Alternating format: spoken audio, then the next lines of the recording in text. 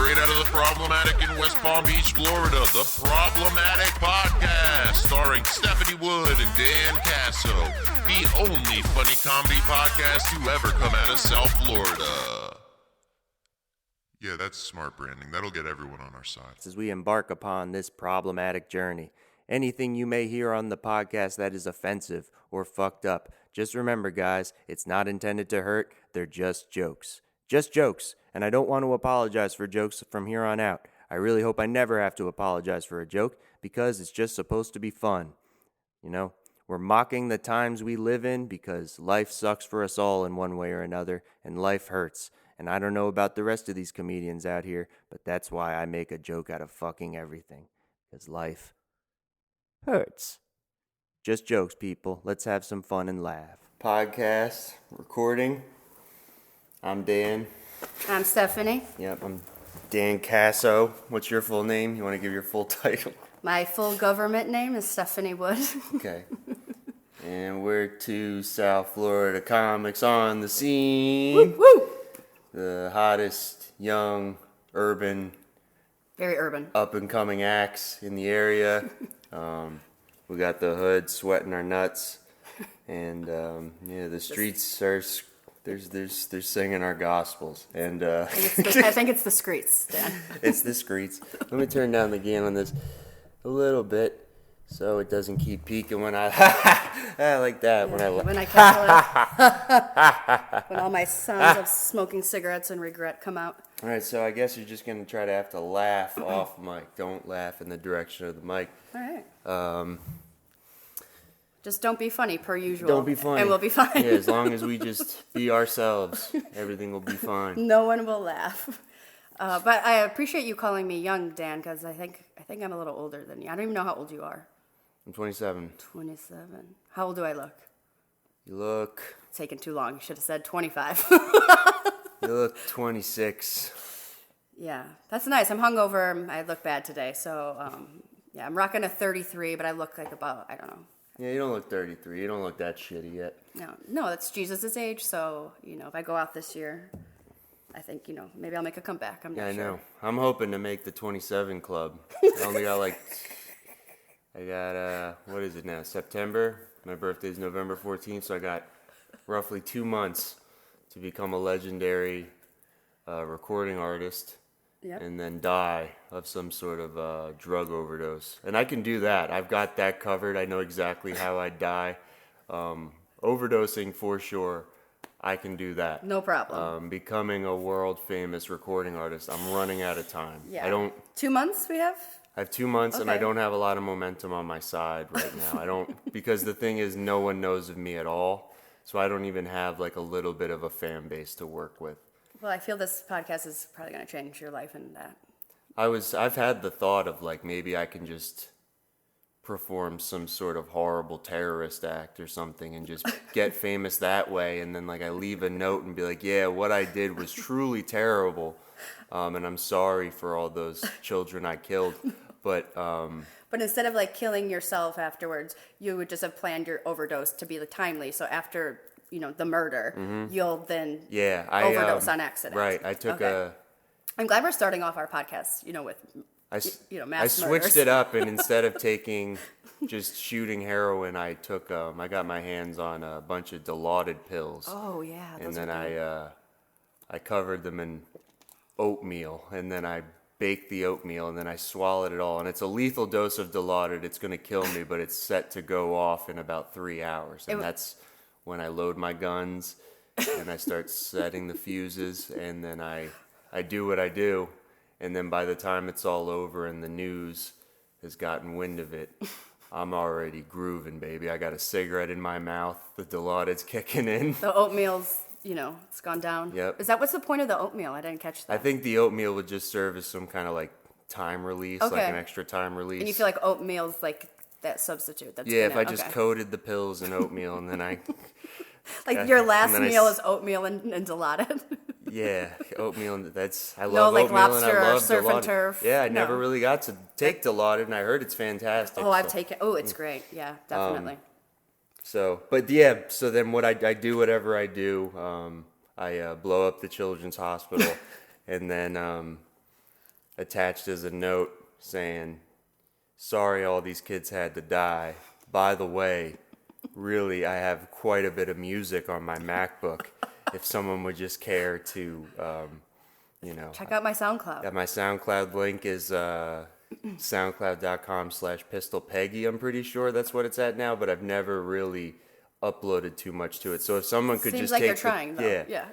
now that I've got your attention, if someone could just take the time to upload all my best music to SoundCloud and then push it and then make me famous, maybe I could be in like the 27 Club retroactively. And lives could be spared and changed, I'm sure. Yeah. Especially I saw you do those beats the other day by the pool, and yeah. I mean, it was just good that, we were by a pool because all the ladies were just wet. Yeah. Yeah. It's a shame when you're really, really good at making music, but you actually like feel like you lack brain wiring when it comes to doing anything with it and like getting it out and promoting it. That's how everything in my life is. Just, I feel like I have the potential to do a lot of things, but I don't do many. Sometimes I get my moments where if I'm able to like slip into like a sociopathic kind of social groove. Yeah. Where like I'm charming the pants off of everyone and people want to give me opportunities, but most of the time I'm just I just long to be a drug crazed artist in just a dark room charged with making content until their inevitable demise. And then I just have handlers that do everything for me. They just get me in the clubs. They get me in the rooms. Just the kids just got to perform. That's all you have to do. Yeah, just work on your craft. Yeah. Just do what you have to. Wait till you get a load of this kid. But like, I don't want to be the guy that has to convince them to get a load of this kid. I don't like that part of it. No? So, yeah. I envy all the guys and girls we know in the scene that have business savvy and shit. I actually have a meeting tomorrow to potentially do like my first room. Oh yeah? Yeah, so someone I already know who is like in West Palm Beach, shout out Big Mama, and they read a show, and so they're like, if you can book the talent. I was like, I know some talent. Stephanie Wood, Dan Caso coming at you. They have the spot. And I think what you're like the hardest thing is getting the room and like knowing those people, like, you know what I mean? But like, yeah, I can pick some people to put on a lineup. Yeah, that's easy.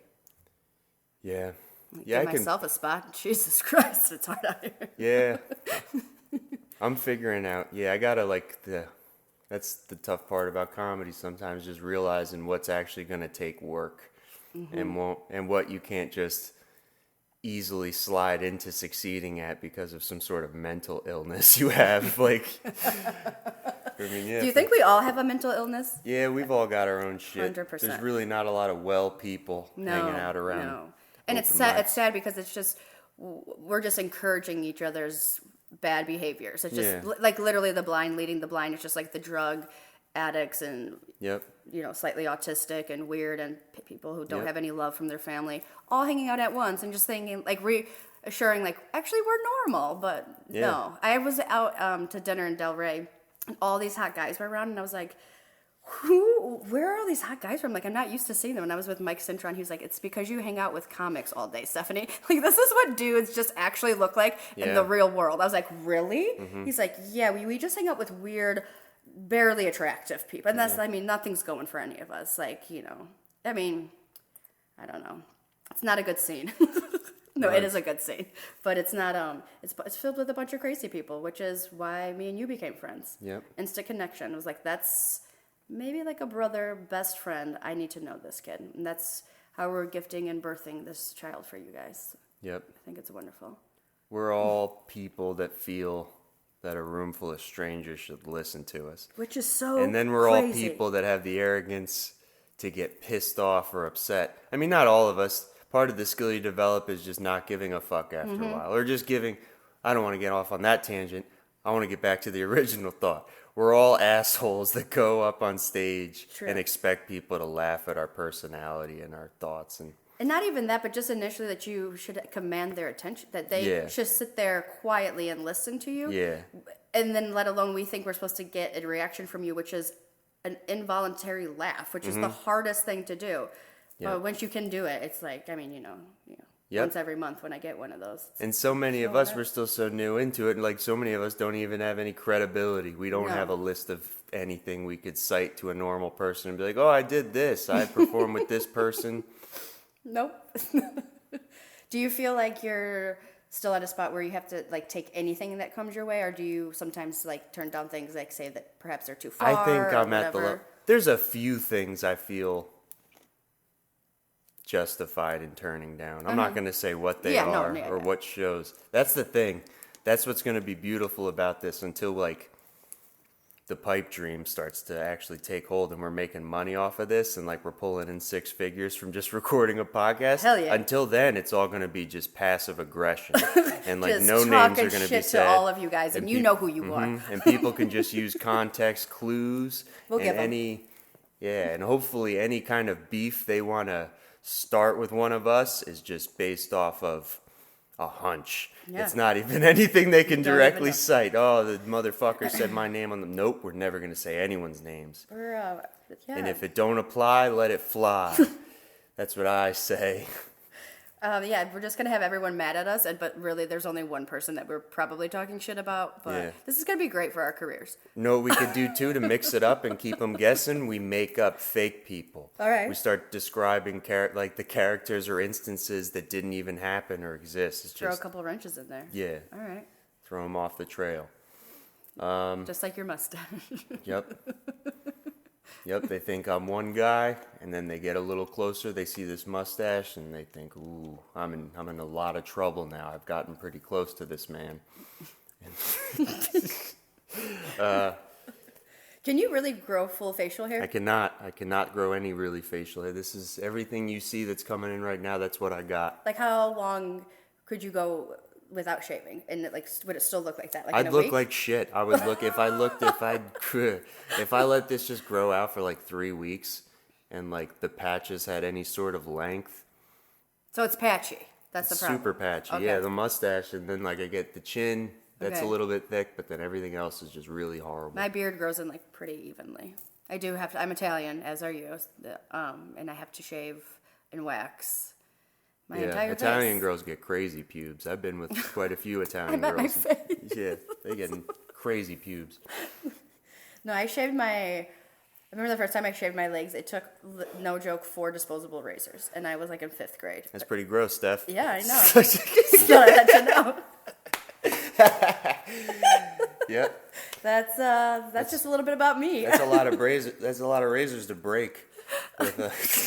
No, I didn't break them. I dulled them. They didn't fucking break because I the hair was too coarse. Snapping off in your hand, snapping at the handle. Yeah, like they had their run. It was this, one half of each leg, I guess. 4 razors. Yep. And then I shaved my arms too because I'm from Chicago, so everyone thought the funny thing to call me was Harry Carey. Yeah, it stuck with me. I'm still a Cubs fan, but yeah, it hurt a little bit. And I remember I was like, Mom, I'm going to shave my arms. She was like, as soon as you shave your arms, like you're going to have to shave your arms every day, which is true. Because no one wants to rub your stubbly arms. Mm-hmm. Yeah, I don't give a fuck. It takes 2 seconds. It'd be the first thing you would notice about me. It'd be like, oh, that bitch with the hairy arms. It is it was That's so rough, embarrassing. Yeah, kids are fucking brutal. So I just took a whole bunch of razors and got the job done. The plight of women in general, but the plight of hairy women... I peaked at 7. Yeah, the plight of hairy women is not something that's really being emphasized in it's not covered in the news. In the social justice battle or anything, where are these warriors? Yeah. Yeah, no one's talking about it. You do know that, about the pink tax, right? How women's razors cost, so much more than men's razors. Yeah, I know. I didn't know that. Now that you're saying it, I've heard that word, but I never knew what it meant. And just general, in women's products, so even body washes or shampoo, whatever. Obviously there's girls often buy nicer stuff, but if you take just 2 basic baseline items, yours will be far cheaper than mine. And I have to buy more of them. You know what? I'm for it. Why? Because I think women should suffer on this earth. They're doomed to suffer. And I think they have it too easy as it is. You think women have it too easy? Yeah. How's that, Dan? Tell me. Well, you don't have it easy, but you should have it much harder. As hard as a straight, good-looking white male? Yeah. It must be rough. Like, I watched Mad Men recently, and I'm just like, oh, man, those are the days. Like, people talk about I was born in the wrong generation, and I never wanted to be one of those cunts that would say such a thing. But I was born in the wrong generation. Just to drink Smoke till you're cigarettes. blacked out at work. During the day. Yep, and just rape your coworkers. And we can do that. I mean, you could be a lowly, male delivery boy in the office, and you could still just feel the shit out of some secretary with big cans, or just say rude stuff to her, and you wouldn't face any consequences. And I think that's the way it should be. I mean, but that's our not the way it president said is. he grabs people by the pussy. Yeah. But I don't know. I feel like people are still getting their tits grabbed. No? They are. Of course they are. Mine are. I mean, I'm just saying. If anything's going to plan, people are still out there getting their tits grabbed. I mean, if you're ever worried about the world. I just think that, I don't have a problem with, I don't have any problem with female hygienic products and whatnot costing more. They should, No. because the women that want to be attractive, they should be some sort of culling system. There should be some sort of vetting system for attractive women. Okay. Because if you look at it now, the way makeup is evolving, the number of bad bitches is going up exponentially. True. But then when you get them home, Get that contour off their face. yeah, or you get into a committed relationship, or then And then their eyebrows are gone, and all of a sudden in the morning. Then you start seeing their true face. Yes, it is. Like that Korean woman that could make herself a bad black bitch in like 45 minutes. No, but it is crazy. And then you think of how long it takes other girls to get out of the house, and it takes them 3 hours before a date to get out, and you're like, oh shit, this Korean woman could make herself look like Beyonce in 45 minutes. This chick took 3 hours to just leave the house, and she looks IA. Like, she looks like a 7. Comedy 7. What the fuck is she doing?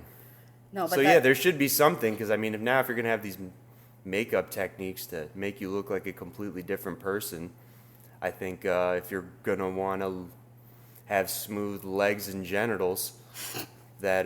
pay the piper, Yeah. I mean... I'm not going to have you be ugly and poor. Like, you're not going to fool me into thinking that you both are attractive and you have money. Come on. Really? I've had both. Yeah. That's a man's job. I mean... I don't know. Be attractive and make the money? No, I do know. I don't know why I'm... Just go with the satire. Just go with it. Yeah. Don't renege on a bit ever. Dan, give me that vape pen. There you go. Yes. Dan, But, you're half Italian, or how much Italian? I'm a quarter Italian. I just have a sweet Italian name. Who was Italian in your family? My Your dad, your he's dad. half. And then his dad was Italian. So, like, I think, like, if Judaism's passed on through the mother... My dad's Italian. Being Italian should be passed through the father. Yeah, my dad's the Italian one out of my parents, too. Like, if I was half Italian on my mom's side, I wouldn't even say I'm Italian. But since I'm a quarter Italian on my dad's side, You're half Italian. I'm full-blooded Italian. You're basically just right off the boat. Yeah. Looking like a chooch. Yep. I love Italian, like, racial epithets because, I mean, this isn't my bit. I've heard this, like, Pete Holmes say this before, but, like, that Italians are the only people that can get away with... Like, you could still call, any white person anything, right? You can call people crackers. Yeah. You can call people guineas, wops, dagos. No one. I'm on a personal crusade to bring back chooch into the vernacular. I've never even really heard chooch. Really? No, okay, what's so chooch? chooch is like, it's like even a trashier version of a Guido. Like if that, like, you just come in looking like a chooch. Like you might have like on... Like a suit in a really like improper place that you shouldn't be dressed like that. Just there's just a lot going on. You have a lot of chains on of like wife beater with a blazer. It's probably all white. Yeah. Patent leather shoes, a lot of gold jewelry, and chest hair Worse out. than a Guido. It's like a hyper Guido. It's like a Guido on steroids, which I mean they already are. It's kind of the part of it. Have you ever done steroids? I've never done a legitimately anabolic steroids. I've done like over-the-counter shit you can buy at like supplement shops that like will like boost your testosterone and stuff. But I've never like slammed a needle into my ass and like cycled testosterone or anything. My ex that I dated for years was an giant Asian rugby player, and he had him in like those giant Tupperwares that you get from Walmart. He would buy, and he was an investment banker. He would buy so many of them at a time. A lot of bankers like steroids. He was huge. But And he did. He would inject it into his ass. But here's the best part is he didn't have any balls. And I'm not talking like a little, maybe no balls. Like So he really shrank the fuck out of They his were nuts. gone. Like the first time I hooked up with him, I was like, I remember telling my friends, like, I have to go back. Like, they're like for science. Because there's like no balls in there. I was like, I haven't seen really small ones, but they were like, they didn't exist. They went back into his body. It was crazy. But like, what do you really need balls for though? Because he asked me if I had a problem with it. You need balls. I mean, the only thing, I don't know. For a girl, I feel like there's just a lot of extra accoutrements that you don't need in your way. You know, it just, I don't know. I feel like sexually, the only thing is when doggy style, when, you know, that it comes in as like a side player, I feel like. But you see a dick with no balls, even if it's a sick dick, if there's no balls attached, it's gonna be. You got a sick dick for an Asian dude? Dude, he was it fat? Fat. He was fat. He was a giant, buff Asian, really good looking, with no balls and no hair. Did it make you? It was like an abusive Ken doll. Did it make you come real hard, or did it make you come so good? Yeah, that wang. It was everything. Yeah. No, I'm not opposed to doing steroids. I'm looking forward to that as like a treat when I'm in my late 30s and I got a bunch of money. And you're trying to keep up, like just maintain or just still look like Dan when he's in his 20s. Yeah. That's what. So I have to start getting Botox at the end of this year. I think I'm gonna get some Botox, and I don't know what else, but I need some things happening to my face because it's starting to look different. All my friends have Botox and they look very, very hot, and I feel a little left out. Okay. So yeah, I feel like it's time. But then I'm a little nervous too, since I try to be quote unquote a comedian. Like I don't want to lose my facial expression, so I would get it like in the middle of my forehead. It's important. And Christina Pazitsky, I heard her talking about that. Really? Tom Segura's wife, how she Does she have any? Yeah, she's done some Botox and stuff, and like she's joked around about how like she's losing her facial expressions on stage. Yeah. I know like Chelsea Handler says she doesn't do a lot of Botox because of that, but she looks like she does. Yeah. But like I smoke and I drink and I've lived some some miles on me the last like 10 years, so I feel like I'm 33. If I just get a little, I'm not trying. The whole thing is I don't want to have to like do a lot of work when I'm older and like get the whole thing taken back. I feel like if I could just like maybe like a little in the forehead and maybe on my frown lines from like my smoking, I'd be straight. I'm hoping that I can maintain a sense of humor with the way my looks are just going to completely just get hit by a train in like probably, I don't know, Guys 10 have years. it better though. You guys get But I get did better with so much damage to myself, and I think it's gonna like all come at once. Okay. I really smoked so many fucking cigarettes for so long, too. and yeah, the amount of drugs I did just staying up for days. Like there would be like weeks where like I would just, I don't know, you would just take like, couldn't get your hands on Xanax and you're doing Coke and Molly all the time and like you're trying to sleep, so you would just take a bunch of cold medicine to try to sleep. And then you would like pass out and you would wake up, but I'm putting that in quotes, we don't have the video portion of this podcast, just pass out. And you'd wake up, and I'm putting that in quotes too, because you never really slept. Like you would get the feeling of like, oh, I didn't even really sleep at all. I just made my brain just kind of turn off. So I used to do, are you talking like, you say you're up all night like doing blow and then it's like I need to go to fucking bed and you take like, I would take Benadryl. I would do Benadryl sometimes. I did a lot of Unisom. I was taking a lot of Unisom after raves because like I couldn't always get Xanax. If I got Xanax, it'd be fine. Do you like Xanax? No, I never really liked Xanax, but God, did I take a lot of it for a long time. I really did. Like, it was so popular to take Xanax amongst like my neighborhood or like me all too. Everyone in my family kids. I know it takes not Klonopin people, not what's the other one that's kind of like that. But always Xanax. That's what my family takes. My mom, my whole life, she used to call them nerve pills. And she used to be like, hold on, I gotta take a nerve pill. Yeah, I love, What the fuck? I didn't know what a nerve pill was. All the great names throughout history and like the way like parents would justify drug use. Like probably like just in the, I didn't really have it. My mom took like some medications and shit, but yeah. I don't know if I ever took a Xanax from being baseline mental state. Which is, right. Just being but where you forgot the air quotes. I don't know if I've ever been Dan. sober, took a Xanax, and then like, oh, this feels nice. It's just always like, oh, I gotta really fight to try to stay awake right now. Have you ever taken Xanax and drank? Of course. I took Xanax it's a great and did blackout. everything. I would enjoy Xanax if I needed it. Like if it was like the kind of thing where like, oh my God, I'm crashing so hard off Molly or some sort of upper. Those are the worst. And then you take it and you start to feel your body adjust and be like, oh, now I'm in a state of mind where I can just sleep again. And like, oh, that's nice. But I've never taken Xanax just to get fucked up and be like, oh, I feel awesome. It was just, I've never done that either. You're right. I need to act out. Right. I need to like, oh, I'm on Xanax now. I need to get in a fight. Or I need to just steal shit, like from the local Wawa. Like there was... Your local Haberdasher. Yep. Like I would just go into Wawa with people on Xanax and just steal. So I would just pack my pockets with as much shit as I could, and then I would like buy the cheapest thing I could to justify why I was in the Wawa, and then.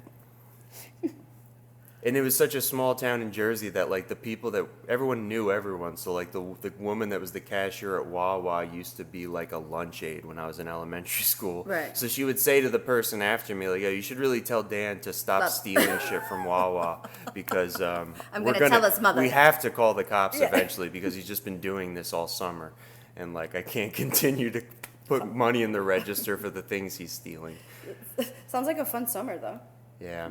So many forgotten summers. What was the longest you ever gone like on a bender? And I used to do the same thing too. Like I would take a drug to like counteract the other drug. So say like fucking Molly's the worst, or taking ecstasy and you want to die after. So then you have to take Xanax, and then you're so tired at some point you got to start taking Adderall. Junkie chemistry. And then you got to do That was my whole life. Yeah, just how do I where am I at in the moment? What's going on, and what drug do I need to take to be in the appropriate state of mind for the situation I'm going into? That was my life forever, like from the time I was like 14 until I went to rehab the first time, and then even in some periods after that where I was relapsing and like, yep.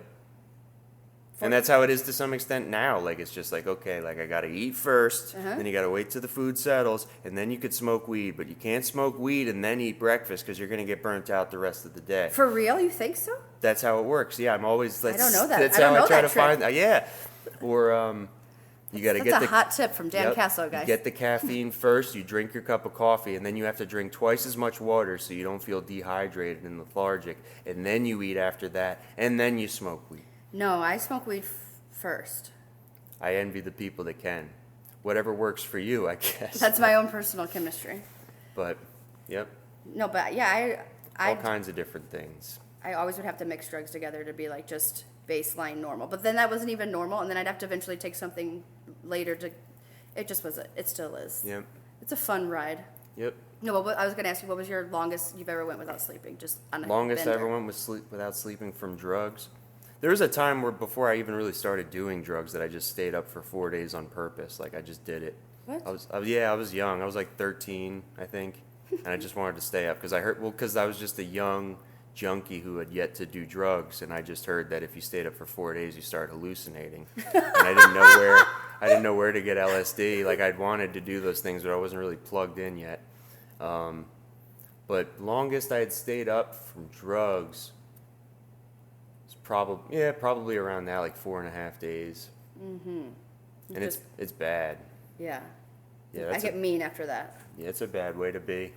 There's nothing like the feeling of just like realizing you had been taking uppers for the past 3 days and like you're getting that fourth sunrise, and then you're starting to come down, and no matter what drugs you're taking now or what you're doing to try to propel and like keep that momentum going, you have to pass out. Like even the most hardcore meth heads and crackheads, they all pass out eventually. You gotta take a nap. Because the drugs stop working, your body's just like, no. Shut down. You can't keep doing this. You need to sleep, and then you need to eat when you wake up. And then smoke weed. Yeah. Yeah, that's how it works. That was the whole thing. It's like that was the hilarious part of drug hell. Is just like, oh, I gotta keep doing hardcore drugs, but I don't want to deal with the consequences. So like, let me just smoke crack with my friends for a couple hours tonight, And then you just have to use the momentum and the energy you have of being high on crack to find Xanax. And then once you have Xanax in your pocket, then you're good. Then you could smoke as much crack as you want. You're fine. Crack it, go for it. And then, hell, take a little bit of Xanax so your heart stops beating so fast. Do a little Whitney. Yeah. Take a bath, maybe. You want to be able to smoke crack with confidence. You want to know that you're going to keep having a good time. And yeah, like once I can smoke crack, like you're saying, like this is going to be fun because I know I have some Xanax if things get weird. Yep. Same thing with like, smoking meth. I've smoked meth probably more than, let's say, an appropriate amount of times because I feel like once should be enough. Yep. But and that's the whole, and you can just, I remember one time I talked so much from being on meth for like 2 days straight that my tongue was swollen. Oh, yeah. And it was like, it's time for you to shut the fuck up. Like I was, And then after that I just took like a Xanny bar and I just passed the fuck out. Yep. Nothing like being a young kid.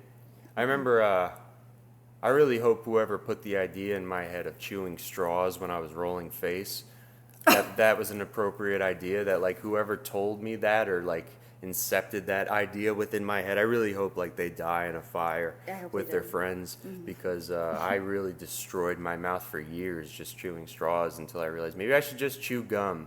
Yeah. Maybe I should just do something that's not, I think I have and like not to insert a dick joke here, but like oral fixation problem. Like I always have to be drinking water, chewing gum, smoking something. I think that's why I smoke. You just gotta consume something. Yes, that's at what all it times. is. Yep, that's how I am too. Just the void. You always got to fill the void. Keep the put out whatever you can in there. Don't want to be left with your thoughts. No, that would be the worst. But yeah, I hope this doesn't stop recording right there. It might. What happened? We'll see. I'll just have to move the time just killing afterwards if it stops.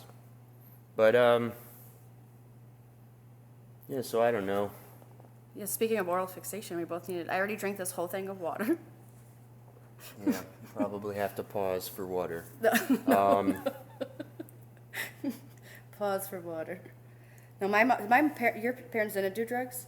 My parents didn't do drugs. My parents were really good people. Like my mom had like a medicine stash for sure. Like she like had like codeine pills and stuff because she had like about a bunch of health problems. And I think she had just kind of become used to doing that. But she wasn't like a pill popping mom in the sense that like she was just some woman like taking Xanax and like really being legitimately fucked up all the time. She was mostly just on like antidepressants and anti-inflammatory kind of stuff. But my mom was my dad like like just typical whatever, would smoke weed and drink. But my mom, she knows how to do drugs in moderation, and unlike any other person I've ever seen in my whole life. Like she is, like you're saying, like she'd had Xanax and she would take Xanax, but you would never know she wasn't like fucked up on it. Like she would never smoke weed before she went to work, but she would come home and roll joints because she's not a big drinker though either.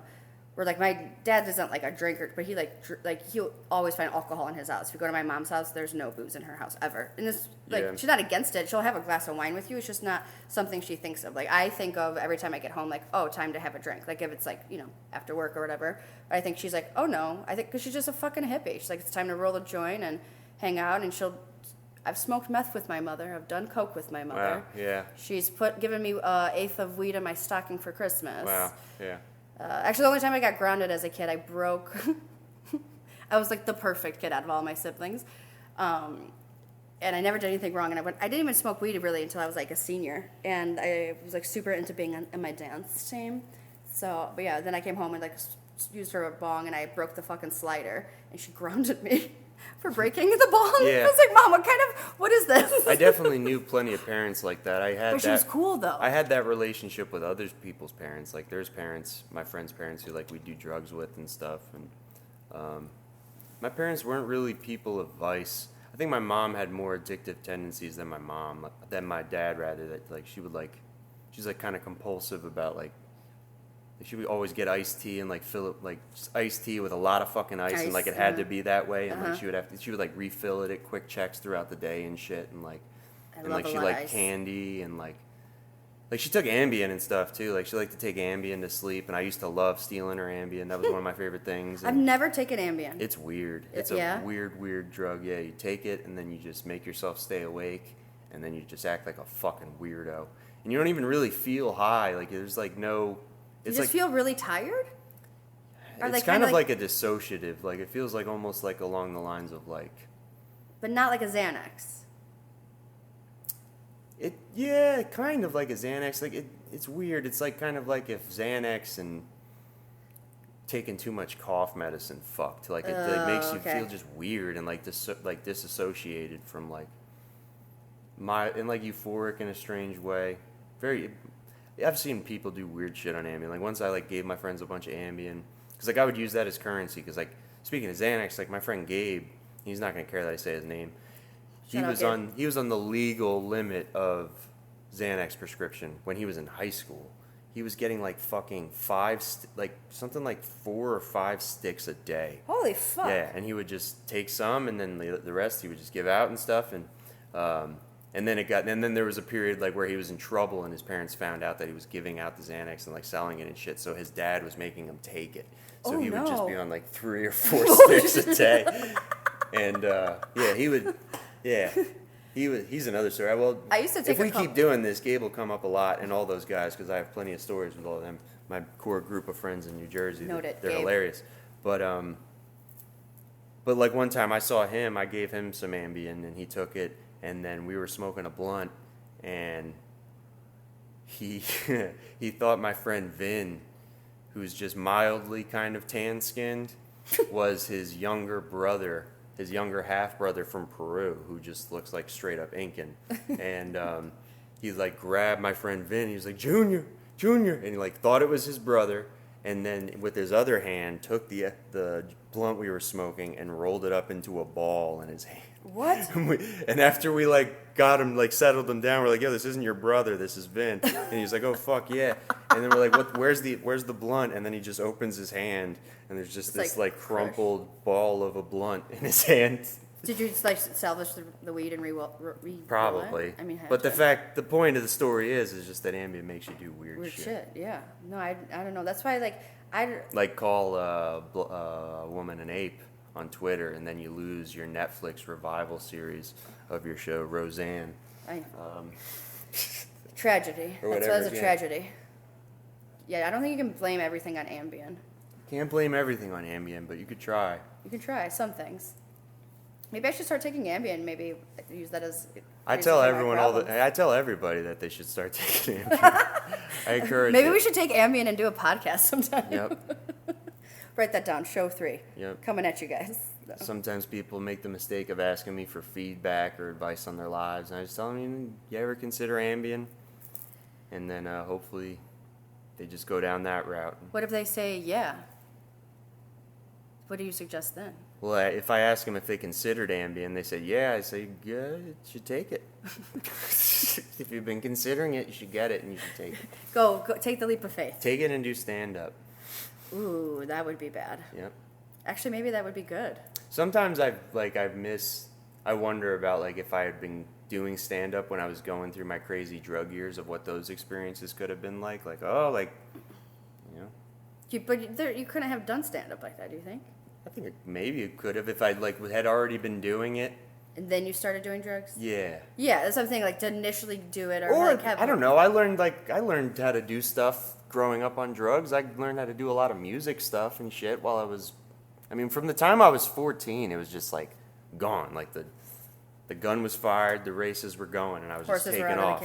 And I just kept running faster and faster, and the track kept getting more fucked up and filled with horrible consequences. But yeah, I could have done that. It would have been interesting. I don't know. I don't know what would have happened. I feel like I didn't do drugs like heavily. Like I guess one big one I did coke for a long time until I was like a mature adult. I knew what I was doing, but I was still like, no, I'm just gonna self-sabotage, just do it. But the Asian loved it. He would call it investment banker's breakfast. He would wake up, we would just do lines of cocaine. Mm-hmm.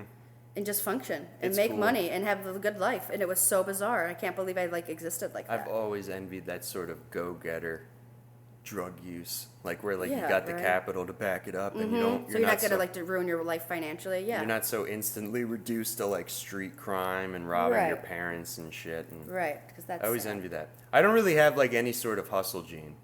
Like no? Not at all, not really. Like I have like I'm good at like crafting stuff and like working on like creative stuff, and like I can sit on this computer for the next 10 hours and work on a beat until it's perfect, and it'll be a really good thing.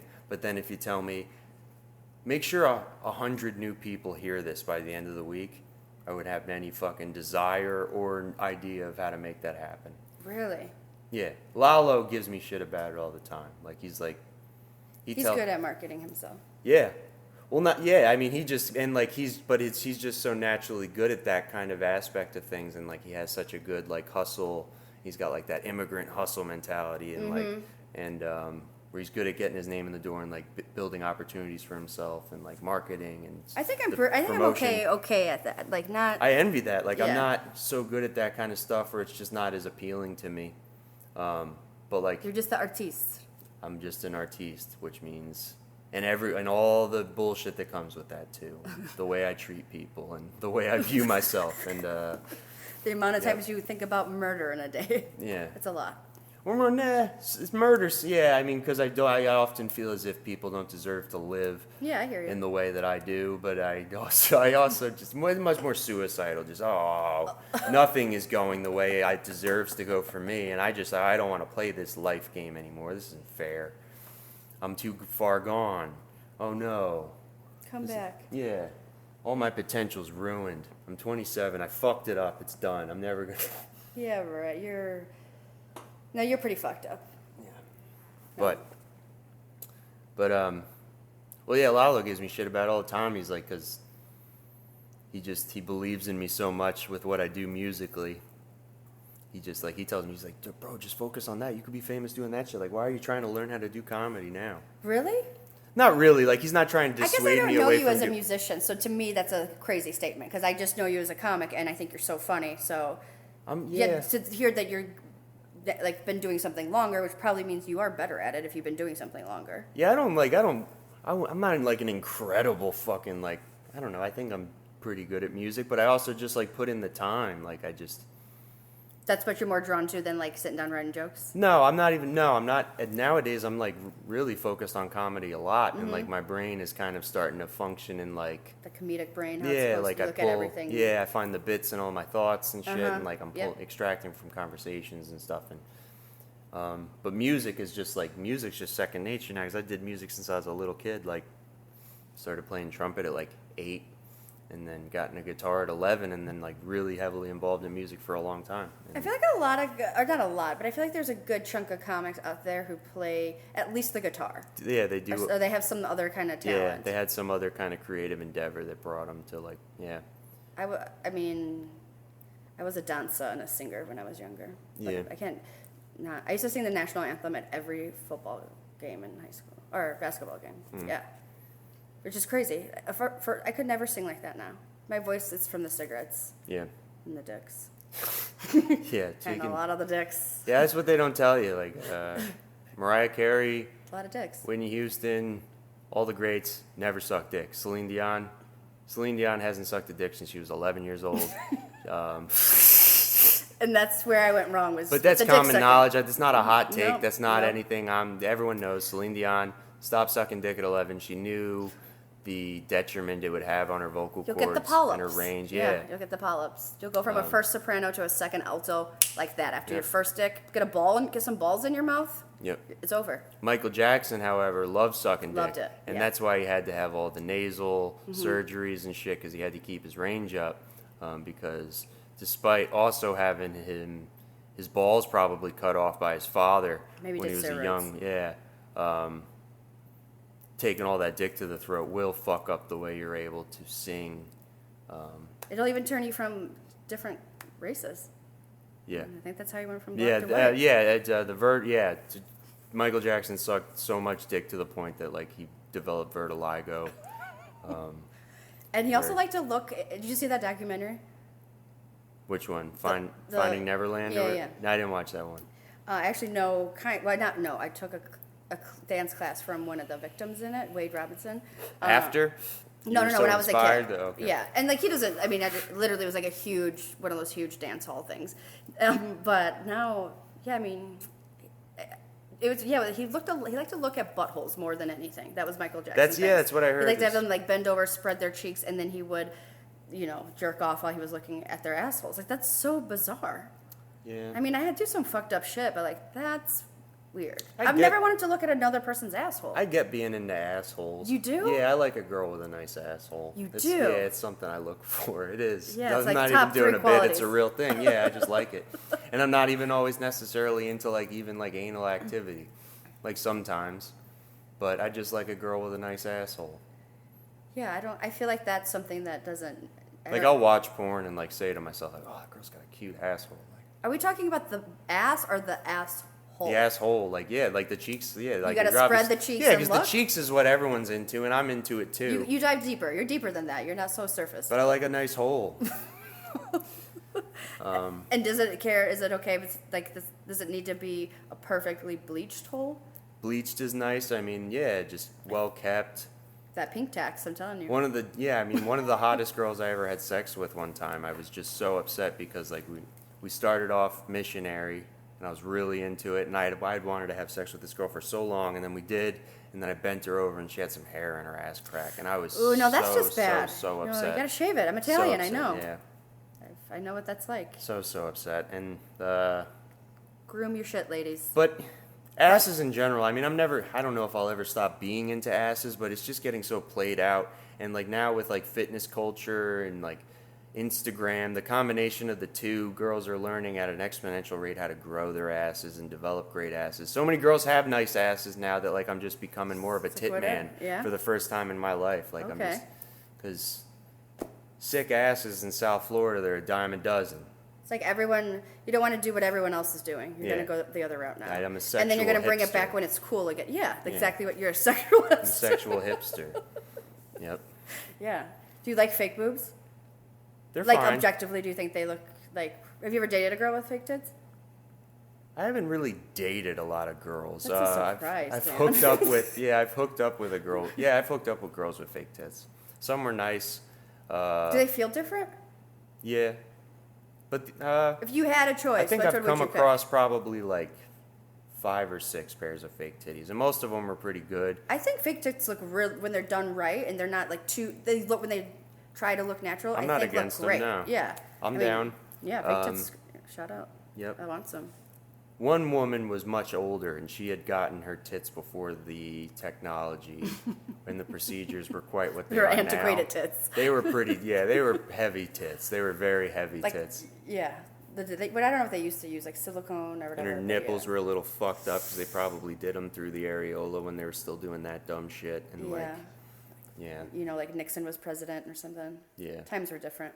Yeah. Or sometimes like when chicks get the tit implants and they get the big separation and they get like a lot of chest, you see a lot of rib bone in the middle. Mm-hmm. Like that clavicle. Yeah, a lot of that. A lot of clavicle. Yeah. I like clavicle. I like also too, like, what is this called? Your décolletage? I don't know. I went to college. I should know this. I don't know. But yeah, like when that's like real skinny on a girl, I like that. Yeah. Yeah. I've never really been one. I would say though, like that of those girls that I hooked up with that had fake tits, they probably made up the majority of the women with sizable tits that I hooked up with, because I don't. You weren't a tit man originally. It's not that I'm not a tit man. I've just had trouble attracting that sort of woman. Women with big tits have a way different kind of energy than women with normal or no tits. Do you think like how like big dick energy? They have like big tit energy? Yeah, like I like that you like the word tits too, because I don't like when people call them boobs. Boobs, I'm not really into that. Our breasts. I'll call them boobs if I'm referring to like my mom's dead boobs, or like my one of my sister's boobs, or like someone in my family, or like someone I respect. Yeah. But if I don't respect them, right? Just and like I you got a nice set of tits on her, because that's what it is. Like that's what it is with me being a white man. It's like that. If I want to have sex with someone, there's no possible way I can respect them. Absolutely not. And in that case, they never respect me. Yeah. In that case, I use the word tits. Hell yeah, tits. Because it's sexier, and it also, in my mind, takes the woman down a couple pegs. Which is good. I think that's how you should start every encounter with a woman. Yeah. Nice tits. I wouldn't want to pay the same amount of respect to a woman's breast I want to fuck that I would to my mom's dead breasts, you know? Yeah. So I call my mom's dead breast boobs, and then I call a woman tits. You gotta make the separation. Yep. You're emotionally pretty healthy in that sense. Yep. That's where I figured that was coming from, was a place of emotional health. But yeah. But now I bet like asses will go away. It'll be like records. Like, you know how records are like nostalgia's making a comeback? Yeah, tits are making a comeback now. And I'm excited. I'm excited for me personally because I have some, and I hope that they're still tits. You can call them boobs, but I hope other men think, "Hey, what a nice set of tits you got." Yeah. But I'm not sure. But I know I never try to. I feel like in comedy I've been told a lot that you have to like cover them.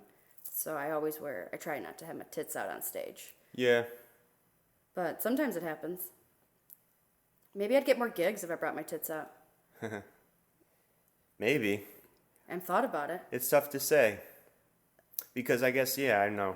I've heard the idea that men are less likely to laugh at a girl that's hot or that they want to fuck, and it kind of takes away from the substance of your jokes and what you're actually saying, because you got these fun bags hanging out and shit. And at least if you have a fat dynamite ass, you could just not face the crowd. But if you got big old sick titties, there's nothing you can really do besides just wear an unflattering sweater. That's basically what I do. Unflattering jackets and shirts, hippie shirts. I look like I should be frolicking in a field right now. Yeah. That's fine.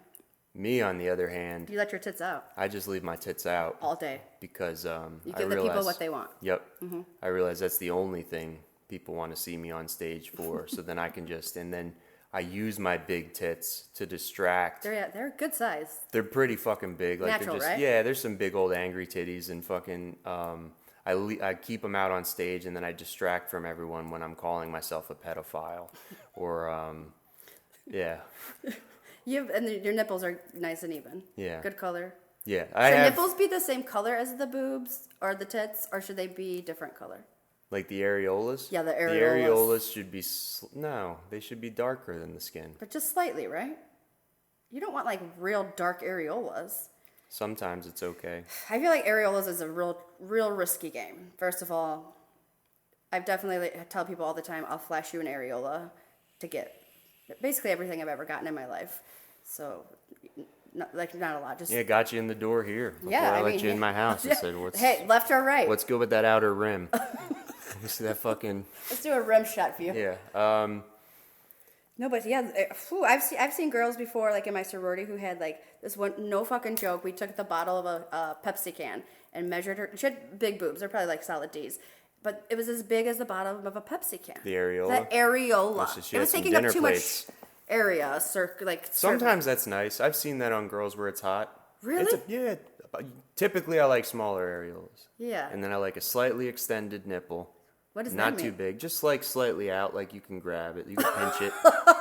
But like, because sometimes chicks have like puffy nipples, like where there's not really any distinct knob to grab onto. It's just kind of there. And, all right. You want it for utility as well as the aesthetic purposes.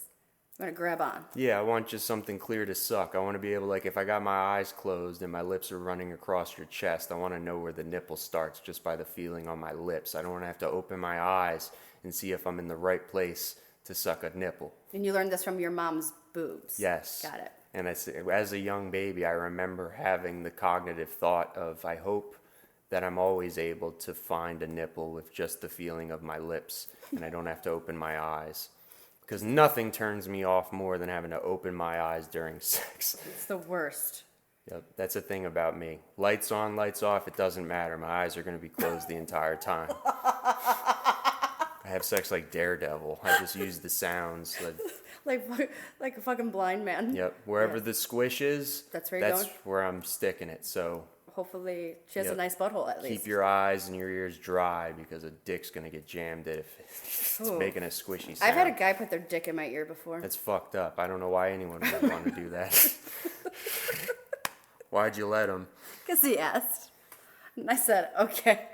I guess. I've just run out of things. Like, I think this relationship has run its course. Yeah. I'm going to just stick my dick in your ear. Yeah. Yeah, I mean, I thought I had enough holes, but apparently, he was looking for more. He was like, out there. That's just dumb. Like, what did you just slam your dick up against the side of someone's head? That's all you're really doing. Yeah. It didn't go anywhere. No. I mean, I can't really hear that well out of that ear now. His erection, when I swim, it's always a little dicey. I just see his dick just like folding as it hits the side of your head. It literally was like, it's like when you take an ice cream cone and just like smush it against something. Yeah. That's the worst. That's how I feel about. I was telling someone about honers the other day. Mm-hmm. Like a half a boner. Nothing would make me more upset than when a guy would still try to fuck me with a honer. It's like either you have a direct penis or you don't.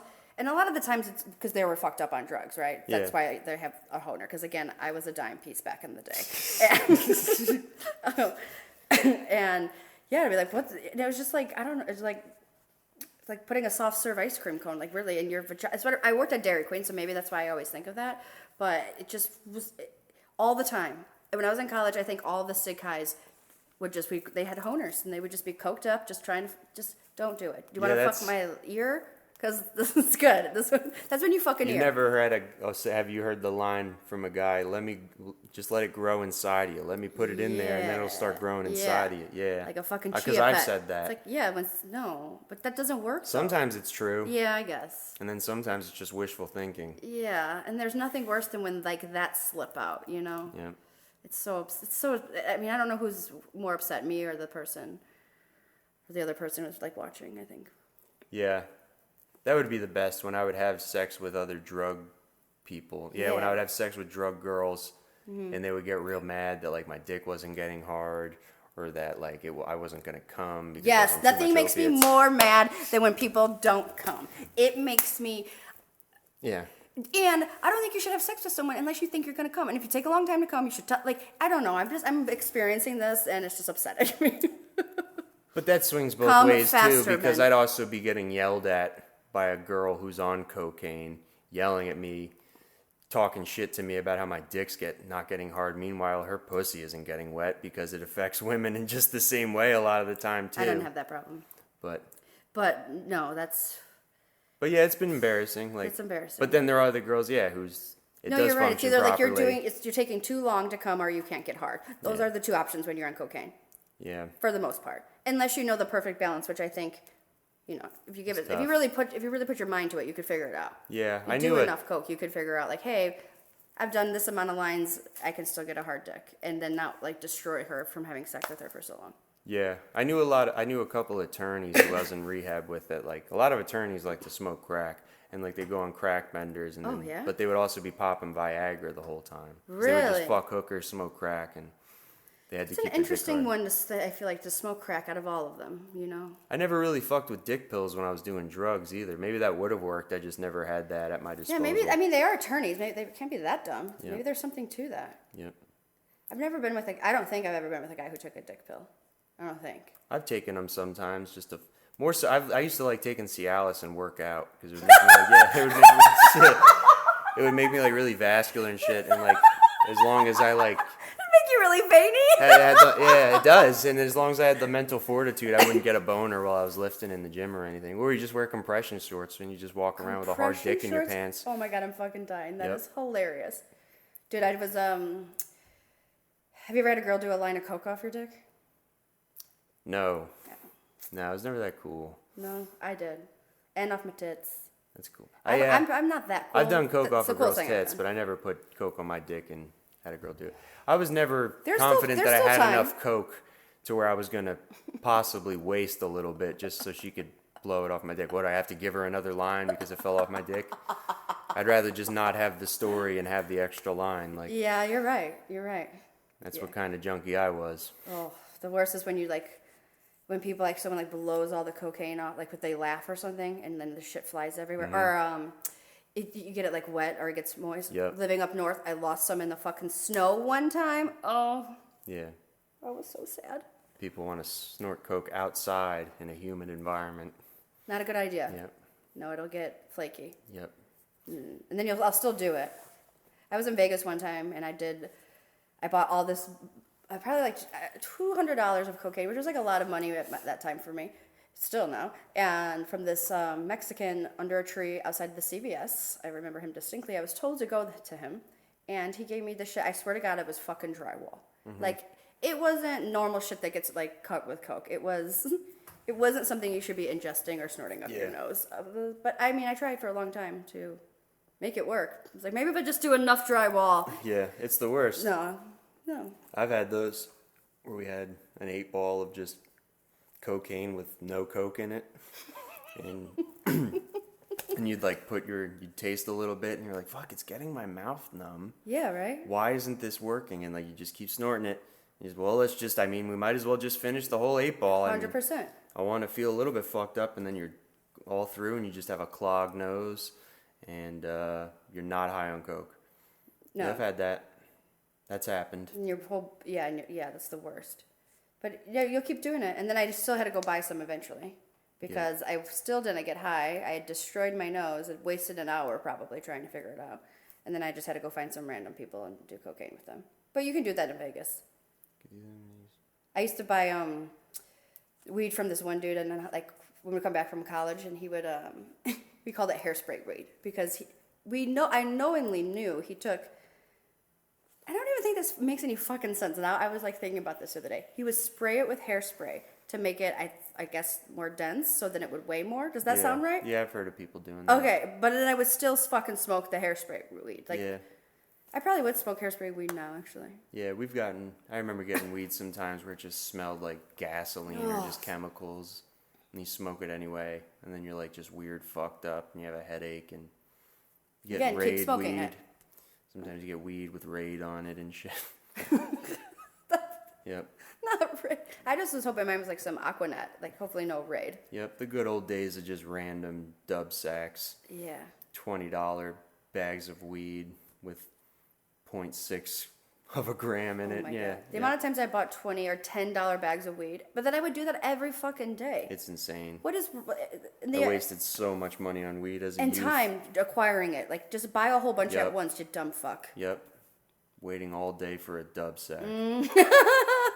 Yep. Like, why wasn't I their top priority? Please deliver this to me.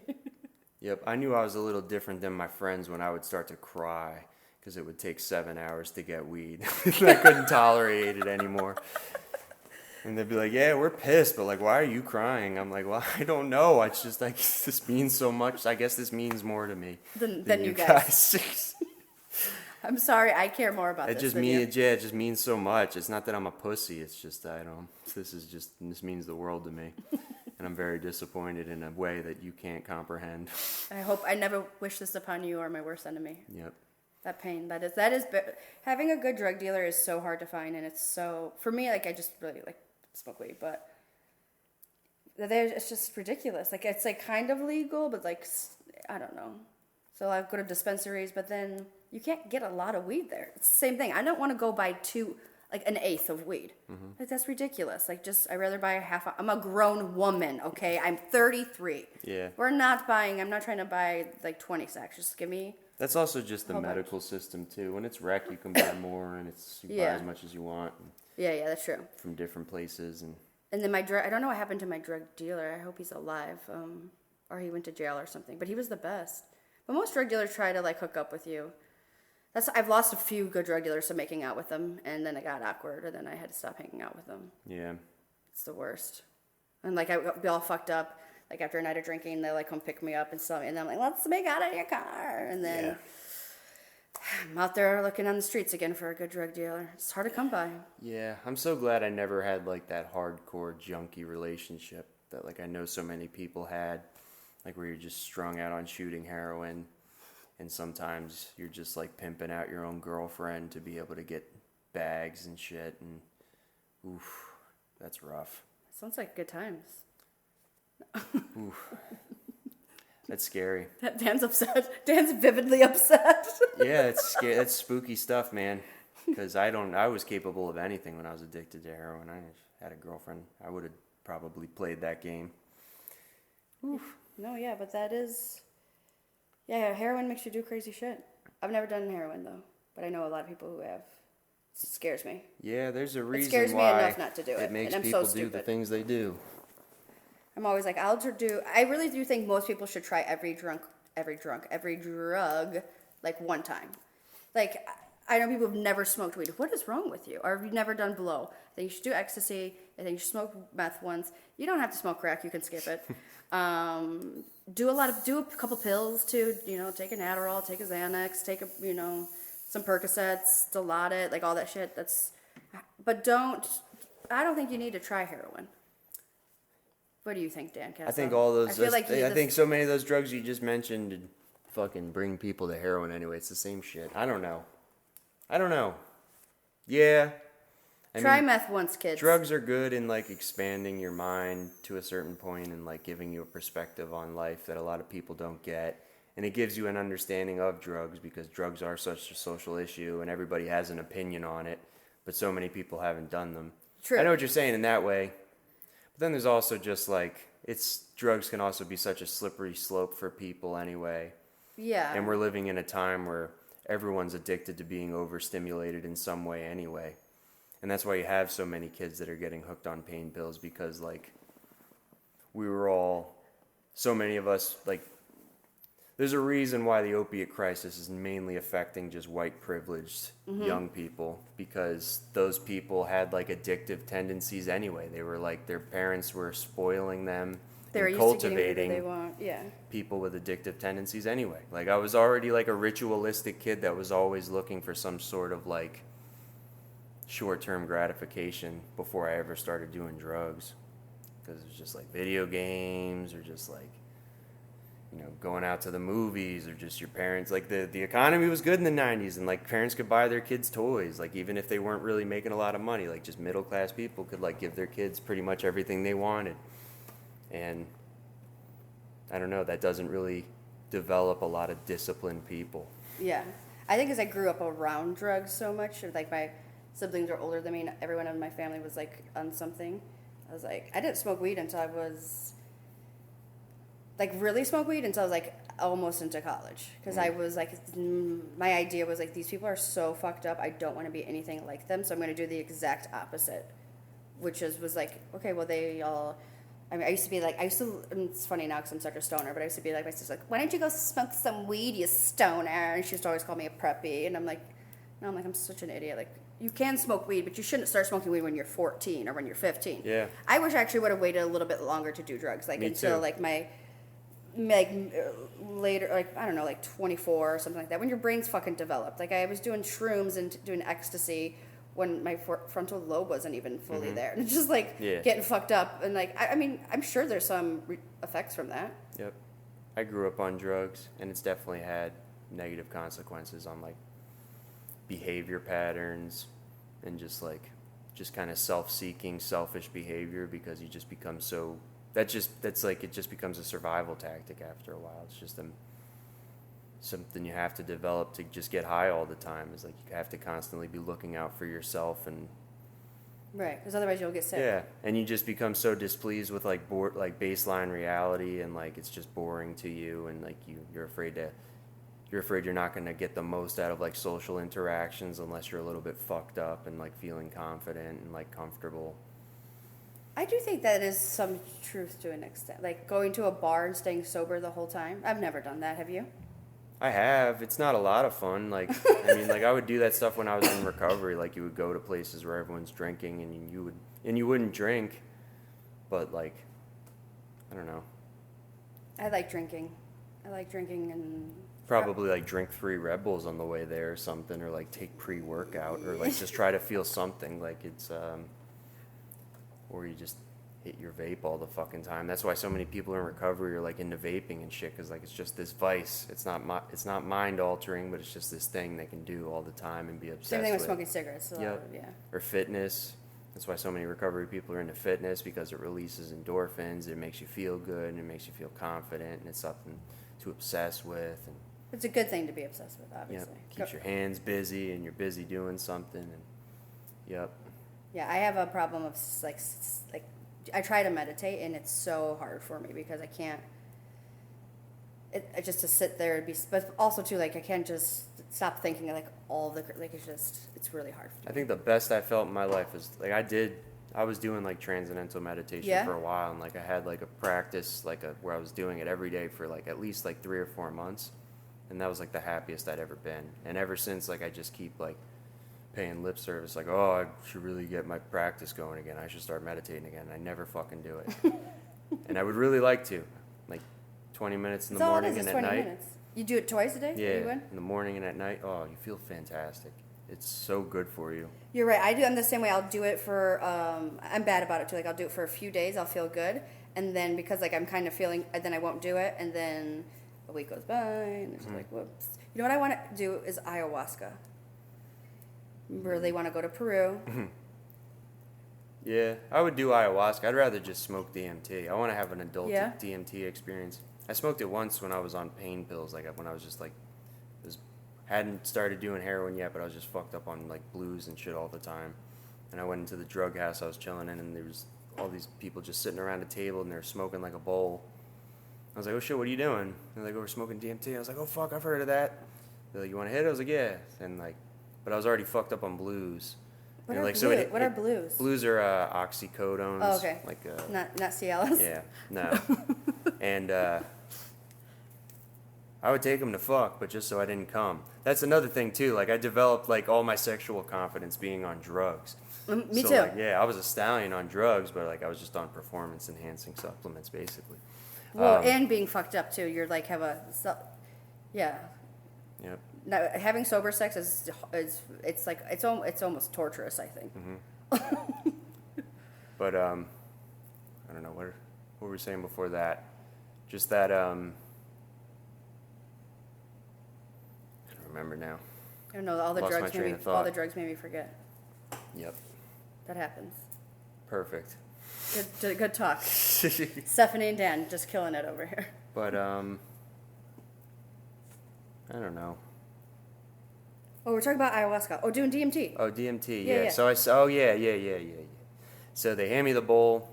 I was like, yeah, I'll hit it, and like I just took a giant rip, and then they all just look at me like, oh. And I was like, what? And they're like, we've never seen anyone take that big of a hit of DMT. Really? Yeah. And I go, oh, that's weird. And then I don't remember anything. And I kind of just remember putting my face on the table, and then I went somewhere. But it was the pain pills definitely like hindered the experience. Like it's not, because I've heard of people like that do DMT all the time, and like they'll try getting drunk, and then they'll smoke DMT. And it's like they go into that DMT space, and it's like the DMT is talking to them, and it's like, oh, you got to be fucking kidding me coming in here drunk. Like, that's not what you do here. And like, so. No, that sounds crazy. It's a weird ass chemical. I've never done that before. I've like, I mean, is that different than like taking Molly or MDMA? Oh yeah. I've only done those things. Yeah, it's You smoke it? Yeah, you smoke it, or some people inject it, or yeah, it's mostly smoked. Or like you can vaporize it too and shit. It's weird. It's just it's a strange, like it takes you somewhere else. Like, cause like Molly and like, it's nothing like Molly. I don't think, cause Molly just kind of like enhances and like distorts like the reality you're in, and kind of makes you think that everything is incredible, and you feel connected to like the universe and like people around you. But like DMT like brings you to another place. And like the way people have talked about it, like it unlocks something else in our minds that like it brings us to like this other plane of existence briefly. That entices me and scares the shit out of me at the same time. I mean, I totally would do it because I like. Have you ever did like I used to like doing mushrooms or something, like trying to make myself not be nervous about doing it because you never want to.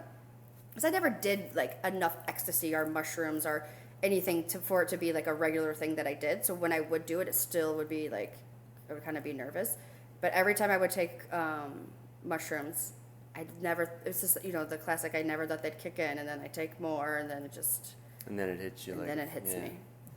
I was always like in a cornfield, like listening to, like, where were you when you were 15 doing drugs? Because I was like older, I feel like, when I did stuff. Yeah, friends' houses, or just like parks, or you go to the woods. Yeah, the woods.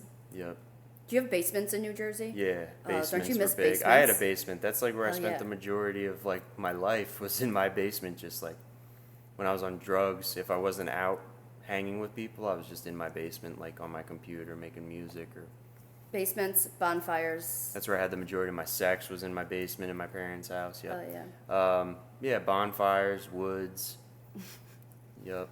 Very outdoorsy with your drug use. Yep. That's what you do when you're a kid. You just have to go. You literally have to go. That's what you do in the Midwest. You find a fucking field and go party in it, and like get fingered in a cornfield. Yeah, my buddy Gage, who's from Chicago, yeah, he talked about that all the time, like cornfields and shit. And mm-hmm. Just drive your just get get fingered by the second string quarterback. Drink some. We drank Mad Dog, Boone's Farm, all the classic hits. Yeah, the move was just finding someone who had parents that worked too much. Or just bad parents that let you do drugs in their house. Or parents, yeah, because they kind of wanted to be cool, so they would, like, even hang out with you. We had a couple of parents like that who they were, like, just, like, pounding a case of fucking Busch Light or Natty Light or something while the rest of us are getting fucked up, too. Yep. Dads that want to talk to you about getting pussy, and that's not weird at all. Talking about fucking high school girls with someone's dad. Dude. It's not strange. It's not weird at all. I hooked up with my, U.S. history teacher, but post-graduation. He always wanted to bang me, but he waited till I was graduated. And good for him. Yes, he was, it was good. A true professional. Yeah. He's teaching, he taught me a lot. He's a consummate professional. No, I don't know. I was just on drugs all the time, as much as possible, with what little resources I had to get them.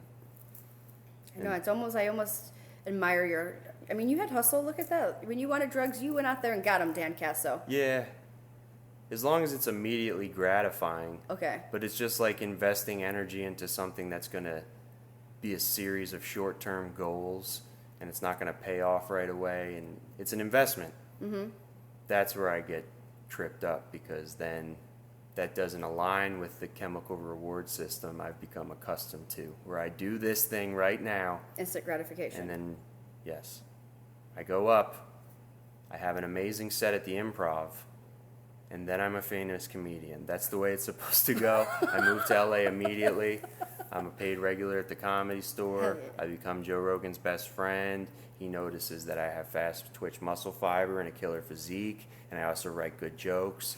And so, like, I'm in with all them, and that's the way this is all supposed to happen. It should have already happened. Yep. Yeah, I agree. What's going on? No, luckily with comedy, there is the narcotic effect of if you have a good set. Oh, it's the best. You get high as fuck off of it, and then that gets... For like a day, too. Mine lasts for like a whole day. If there wasn't that, I don't know. I think if I wasn't... I'm relatively terrible at stand-up compared to where I'm going to be and what the standard of comedy is worldwide. Yeah, I hear. But relatively to other open micers, I think I was a little better out the gate than other people. Mm-hmm. And I think if that weren't the case, and if I really fucking sucked and I had only terrible sets for too long of a time, I probably would have stopped doing it. Yeah. Oh, yeah. No, if I hadn't thought, okay, I agree with you. Like, I'm not... There's a lot of room for me to... Like, I need to get a lot better. But I think I can get better. Mm-hmm. Like, you know what I mean? It's not like I don't think I'm going to be doing the same if I work at it and I try hard and I really spend some time and effort with writing, going to mics. Like, I'm not going to be in the same place I am hopefully a year from now or 2 years from now, 5 years from now. And if I am, hopefully my sets are just different and they're better and Right. That's my main fear. It's not I'm not worried about becoming better as a comedian, because that sort of thing kind of comes naturally, and getting better at something that's creative and like performative. Like, I've had that kind of skill set and that kind of mind where I can do that. It's just, am I ever going to grow up and actually become like a business person? Am I ever going to like start hustling? Am I going to become a really good fucking stand-up comedian in the way that I've become a good musician and I have a bunch of music that I'm going to be buried with and no one's ever going to hear? And then like... No, we put it out to the people. Yeah. Luckily with stand-up, like, you have to perform it, and it has to be a social thing. I can't just lock myself away in my room doing stand-up comedy for 10 years fucked up on drugs, because that's just not how it works. Luckily I'm kind of, by nature, by proxy, I am getting out there and getting my name out there, and it's just... But sometimes I feel like it's from no real effort or skill of my own. It's just kind of the way the game goes. You just... So... Do you think Do you practice your jokes before you go, like if you're going to do a new bit or you rearrange your set? Do you ever like, my thing that irritates me is I think it'll go I've gotten better at this, of like how it's supposed to go, and then it never goes that way. Mm-hmm. And it's either, sometimes like the way the audience reacts will like throw me off. Either I think they're going to laugh and then they don't laugh, or then they laugh or it's like, because if I'm practicing in front of my dog, like he doesn't, often respond. It's like, sometimes like I don't know. I did that the first time I ever went up. I wrote out my whole thing, like typed it out on a paper.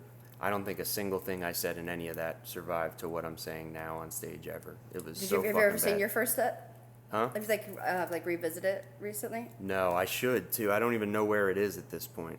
Maybe I like emailed it to myself. That would be interesting to look at. Yeah. But I did that like where like I practiced it like by myself at work in a room because like I knew I was going to the open mic that night. Mm-hmm. It was at Robot, and then I like practiced it in front of Mel, like with her sitting on the couch before I went out, and then I went out and did it. But I don't know. I don't really feel like I need to do that now anymore. I can kind of just go on with the concept, and as long as I'm like feeling the groove and like feeling funny in the moment, it'll come out good enough at least for the recording, for like my like voice note, and then I can just edit it later. But most of the time, like a joke never comes out perfect the first time. Or I still have a joke that I don't know. Do you do that with your new stuff too? You just kind of, like, do you know what the punchline is, or have you ever gone on stage and literally just thrown shit against a wall and see if it sticks? I did that sometimes. Yeah, I've riffed a little bit. Yeah, I've riffed sometimes. Like, do that more when I'm hosting or something. Yeah. I like hosting because you get to do a quick like line, like, and it's based on what's happening in the room as opposed to something that you like pre-thought of. Driving in my car today. It's like you get to work a different muscle. And I like that. I like that the best. You get to keep walking on and off stage, like doing that, and that kind of warms you up too. Like, I don't know. Sometimes like I'll write a joke and like it'll go well the first time on stage I say it, and then I keep saying it afterwards and it keeps eating shit. Because it's like I believed in it so much the first time I said it. Yep. And like now the belief has kind of gone away and it kind of feels cold. But I don't know. All of my like writing just depends on me recording it and like having the voice note and then listening to it, and then I'll adjust a lot of stuff after that.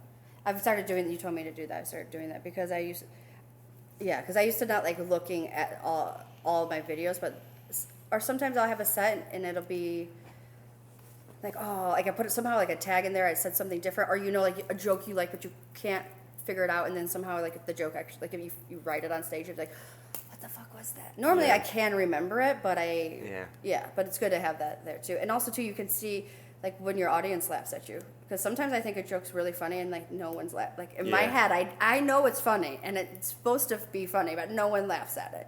I've had to ditch some jokes like earlier on that I like really.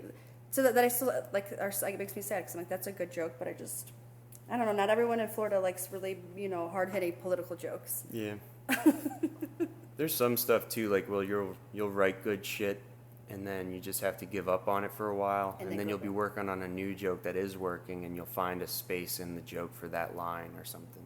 Yeah. I've been doing that a lot, like where I've been like cannibalizing my shit, like where like you just kind of pick apart like the best pieces of like old shit that didn't really stand on their own, but they can actually like lend to a joke later. But there's like one funny, like there's that line was funny, but the rest of it was shit. So then use that line somewhere it was else. A good line that was getting lost in all the trash surrounding it, like the bad intro and everything. Like, I hear what you're saying. I'm bad at like I'm trying to delete words from my set too. Yeah. So it's not so. But then when I do that, sometimes I feel like I sound less conversational. Because I don't think my style is very like like I think it's me just kind of talking, and like I stammer and I say when I talk, and I talk with my hands, and for me to be very like methodical and like to not sound, I don't know, I think I sound like an asshole when I do that. One time I did it, and I thought it was like one time I did have a set with all the words came out because I did write it, and I like rewrote it and I like memorized it. And I guess I must have sounded like I was like doing something, when you memorize something, it just sounded so. But in my head, I was like, yeah, I fucking did what I wanted it to come out, and then no one thought it was funny. But sometimes I'll go on stage and just sound like a goddamn idiot. Like one person will laugh. I'm like, all right, great. The best comics present the illusion that they're talking to the audience. And they're actually having a conversation. It's just a one-sided conversation, but it doesn't sound like they're just reciting something. One of my funny things that you always do that I love is when you say, I forget what the question is, but the person goes, "Thank you for asking," and you like point at someone. How does that go? What's the question? What drugs you do, Dan, or what'd you go to rehab for? Yeah. What did you go to rehab for, Dan? Yeah, when you say it, hey, thank you for asking. Yeah. Just that little thing that you do, it's so funny. Yeah, but and even that too, like if you say something like that and it seems like it was too planned, or like, oh, he does this every fucking time, then people can see through that too. So you gotta stuff like that. Even if you have like kind of a stock thing you use to engage the crowd every time, it's all about tone. So much of this shit is like, because you'll see people that go up and like at open mics or something, and like you hear the joke and it's like, fuck, that's a good joke, but they just don't know how to tell it. And that happens too. Like some of my like worst sets, and like I'll like listen to the recording, and I hear within the first 10 seconds like, fuck this dude. Like I wouldn't want to laugh at this guy either because of the. So I know I've been thinking like, especially like I have like a few jokes I know that are okay jokes, but I was like, I have to perform them more instead of just because the writing's good and it's supposed to be funny. I can't just say it. Yeah. But then I don't want to be like too over dramatic. I don't know. And then like, have you ever gone to 2 mics or like done a show and then do a mic and then bomb, and then I bombed and then I did okay at like another show. Yeah. If you do 2 or 3 sets in a night, how warmed up you are by the second one. Yeah.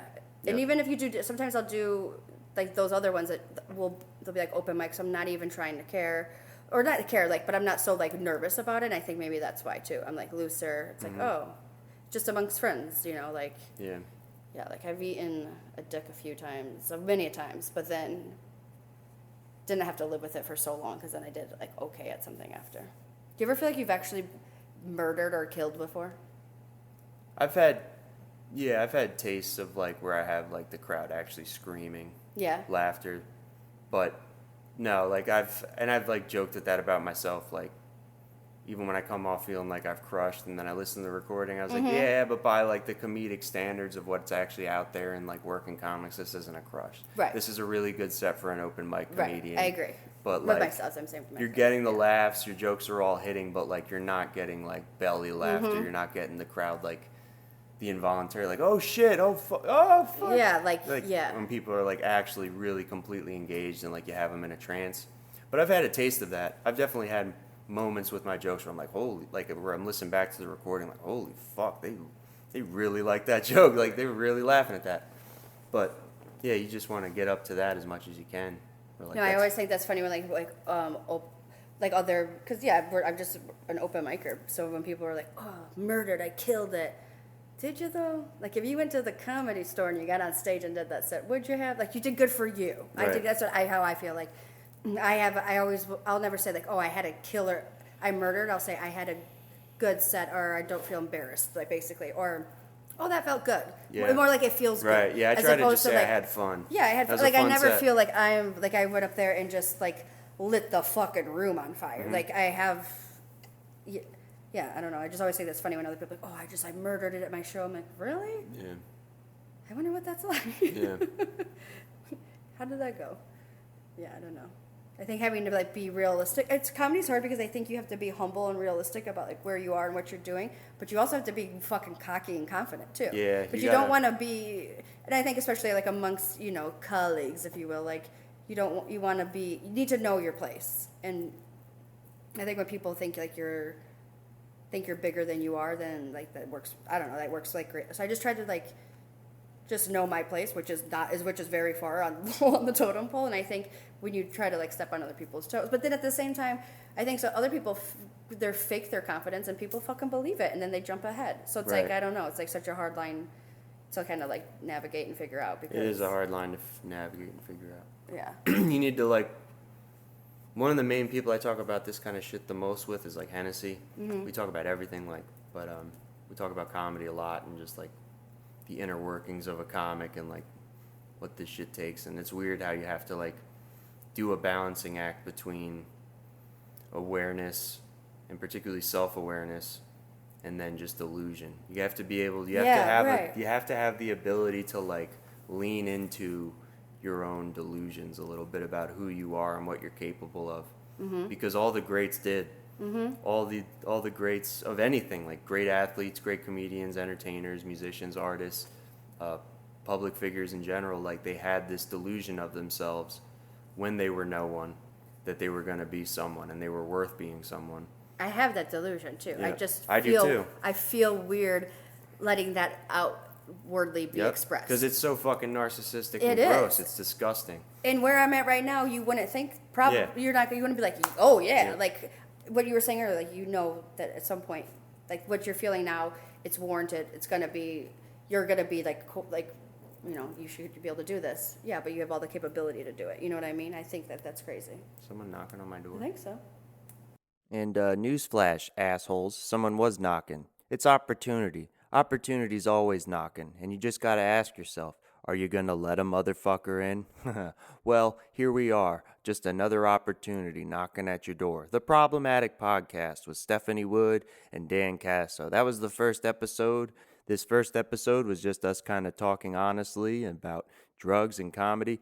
At this point, we were really just seeing if continuing to record more episodes of this thing was going to be a good idea. We're feeling each other out. Hope you liked it. As the episodes go on, the content hopefully will improve. The audio quality will improve. I've had a lot of technical difficulties trying to get this thing done and recorded and put out. A lot of editing, a lot of changing my tactics, but I just want to put out something good for the comedians of South Florida to listen to and enjoy, and then hopefully we could get it to a larger demographic, and then hopefully I can take over the world as an autocratic dynasty and dictator. Yeah, that'd be cool. So, Problematic Podcast. Hope you enjoy it. On YouTube, we're going to get it across multiple platforms. Video, it's all going to improve over time. You'll see as these things are released. So, thanks for listening, guys. Again, Dan Caso signing out. Problematic Podcast. I said signing out. Fucking rip my dick off. Problematic